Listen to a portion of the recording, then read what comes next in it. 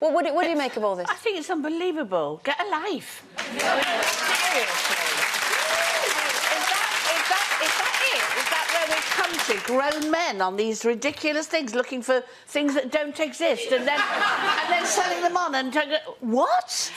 And somebody's making millions out of that. Think about that. Well, Sherrie, putting the grown men thing to one side, because obviously this is aimed at children. You know. Surely it's a good thing, the fact that kids are, instead of sitting in a darkened room somewhere doing that, they're out playing and but they shouldn't be doing that either. No, I think it's ridiculous that somebody is looking for that. I'm sorry, where are you? What's happened to you? Where's your head gone? I actually feel like I found that sitting there.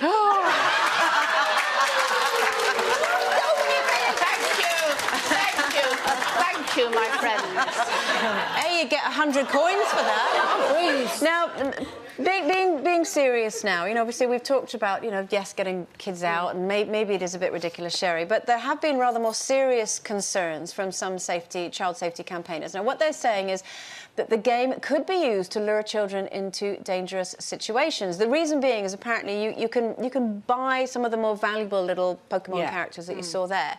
And then obviously there are kids who are out looking for these characters. You can place them anywhere and you can guide children towards, you know, a certain house, a certain place, a dark alley. Well, here's the point. I mean, first of all, it's enough to say that it's a very clever device. Absolutely. Very clever. Yeah.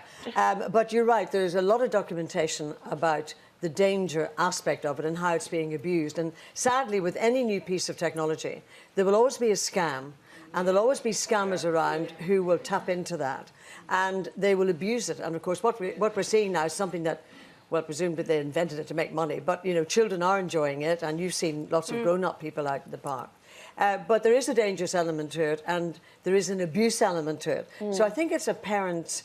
the onus is on them to make sure that, first of all, that they understand it, and that they're sort of looking after or monitoring what exactly they're doing. And can I just say, the most ridiculous thing I've heard about this, a man in New Zealand has given up his job to go full-time Pokemon hunting. How about that? Because his father said, one day I knew you'd be famous. And he has found 91 of the 151 characters. So normally people take a sabbatical to find themselves. They don't normally do it to find a Pokemon. But let's look on the... Because we've been really negative about it, and there's obviously genuine concerns about it.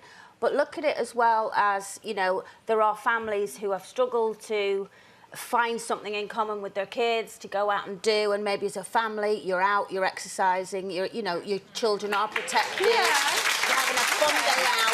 You know, there's no point nowadays in this technical world of saying, turning your back on it. We're just going for a nice little walk and we'll collect leaves. Well, can I... kids go,